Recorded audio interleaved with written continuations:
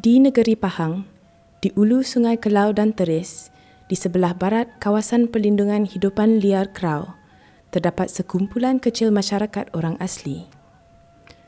Mereka adalah orang Cewong yang telah tinggal dalam hutan di sini buat beberapa generasi.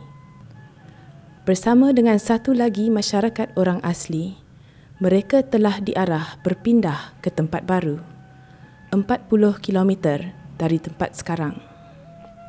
Sebabnya, satu empangan akan dibina di Sungai Kelau.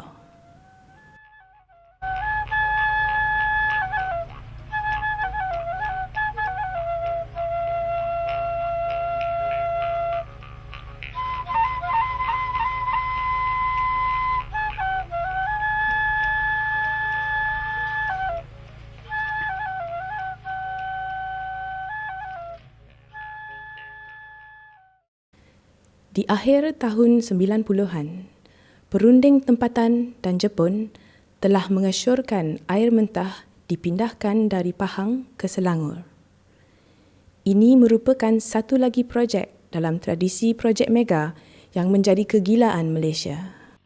Projek ini memerlukan pembinaan satu empangan di Sungai Kelau yang bukan untuk digunakan bagi menyalurkan air terus darinya, tetapi cuma untuk mengawal jumlah air dalam sungai itu. Membina suatu stesen pengambilan air 11 km dari empangan dan membina saluran paip yang menghubungi antara mereka. Menggali satu terowong 44 km melalui banjaran Titiwangsa yang tembus di Ulu Langat, Selangor. Dan membekalkan air ke Selangor dan Lembah Kelang. Suatu lagi empangan di Sungai Telemong di selatan Sungai Kelau yang dirancang bersama dengan yang di Kelau telah dibatalkan atas sebab kos.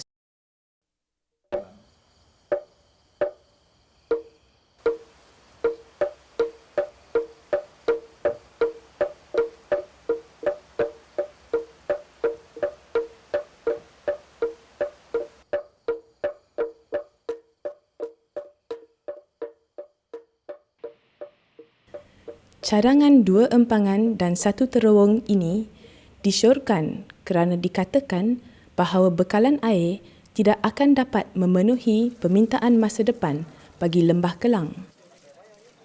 Pihak berkuasa menyatakan bahawa permintaan air di Lembah Kelang meningkat 7% setiap tahun. Ini bermakna bekalan air perlu meningkat 2 kali ganda setiap 10 tahun. Bagaimanapun, ramai pakar telah menyatakan bahawa anggaran permintaan air ini adalah tidak tepat. Cara penggunaan air kita bagi setiap orang adalah antara yang tertinggi di dunia. Singapura hanya menggunakan kira-kira 300 liter setiap hari, tetapi Selangor, termasuk Kuala Lumpur, menggunakan lebih dari 500 liter. Sistem bekalan air di Selangor sekarang adalah begitu membazir dan sangat tidak efisien. Pengkritik telah menyeru supaya kerajaan lebih memberi tumpuan kepada mengurus permintaan, bukannya sentiasa menambah bekalan. Pihak berkuasa tidak melihat kepada pengurusan permintaan. Mereka cuma melihat kepada pengurusan bekalan. Jika permintaan adalah begitu banyak, kita akan membekalnya. Strategi ini tidak akan dapat bertahan lama. Juga, pihak berkuasa mengaku bahawa 1 bilion liter setiap hari atau 39% dari air yang telah dirawat hilang kerana paip yang bocor atau dicuri. Para pencinta alam telah menyatakan bahawa mengatasi masalah kehilangan air ini adalah lebih bermakna dari membina empangan baru untuk memenuhi permintaan air.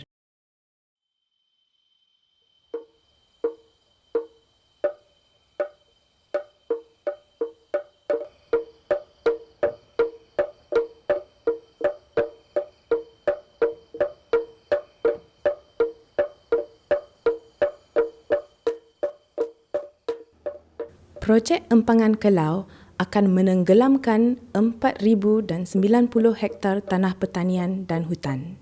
kesan ke atas ekosistem Sungai Kelau termasuk hutan dara lakum akan kekal selamanya tidak dapat dipulihkan semula. Hutan-hutan ini mempunyai 147 spesies burung, 22 spesies binatang kecil, kebanyakan berstatus terpelindung. Di hutan lakum, terdapat 88 spesies pokok, 15 spesies reptilia dan pelbagai jenis serangga. Dan apabila kita membina Ampangan Kelau, kita sebenarnya telah akan memusnahkan 3,000 ekar hutan simpan dara yang hutan simpan, di mana hutan simpan itu mengikuti flora dan fauna yang bila kita lupuskan atau kita tenggelamkannya, maka kita kehilangan satu sumber yang sangat penting pada negara dan negeri Pahang. Juga, penempatan baru yang disyorkan di Lurah Bilut adalah juga suatu kawasan hutan.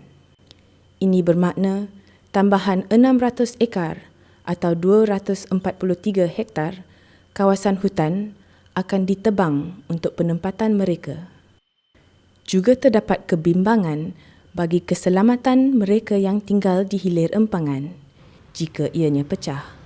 Kebimbangan terhadap keselamatan dan terhadap alam sekitar telah dilaungkan dengan jelas pada awal 2007 bila berbagai masyarakat yang terjejas telah berkumpul di bawah sepanduk Selamatkan Hutan Lakum.